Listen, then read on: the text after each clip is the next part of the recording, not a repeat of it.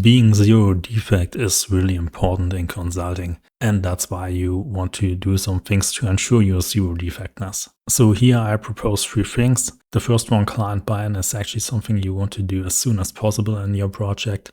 The other 2, business sense review and technical review, are some things that you want to do later when you have your model almost finished. So let's start at the left, client buy-in.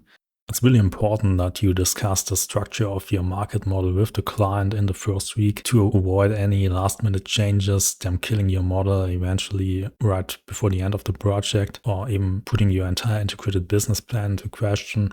Because as one of the key outputs of the market model is the top line, so the sales numbers that are planned, it's really important to get their buy-in on this. So make sure to meet with them in the first week and discuss your structure and approach to modeling the market.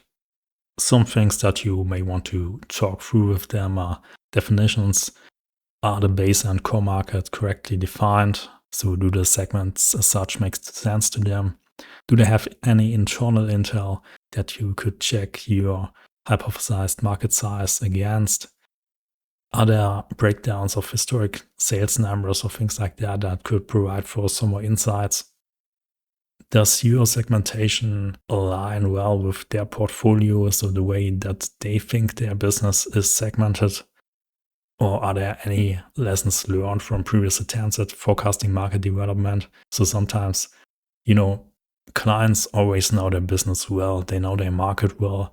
Especially if you're having a functional focus like restructuring, then it really makes sense to indirectly get their grasp or their understanding of the market.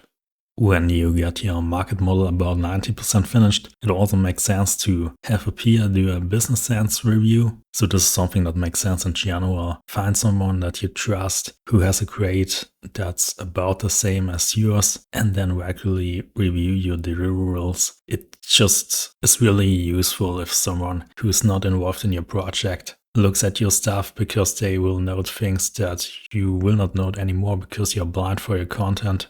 Some guiding questions here for them, but also for you if you're doing this yourself.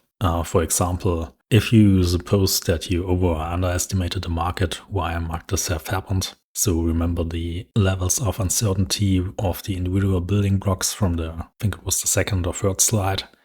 The starting point, so the very first level, the population in this case, is it really right? So for example, what about tourists? Do they shop as well? Is this relevant? Because, for example, sometimes inhabitants are abroad as well and then they shop there. May this just cancel out, which I think is the case here, which is the reason why I didn't include tourists. What about the subsegments? So I mentioned these conditional probabilities. Obviously, it's really hard to get these in practice. But for example, for the offline-online channel split, I think it's possible to get this, and it's something you want to make sure to get this right. Diverging regimes, so just like general relationships, they might as well be wrong, as I mentioned, for the age group of 13 to 18 or different. And also observability. So is there a black market, for example? I think for fashion, it's estimated to be something like 5%. What about transactions going unnoticed? So this is not necessarily a black market. There are markets which are just hard to observe, let's say. So for example, in a B2B market, I once looked at something that was, let's say, like large machinery and equipment, and it just was not that easy to observe if a transaction was happening somewhere, someplace around the world. So it was really hard to nail down market size. And finally, we have the technical review.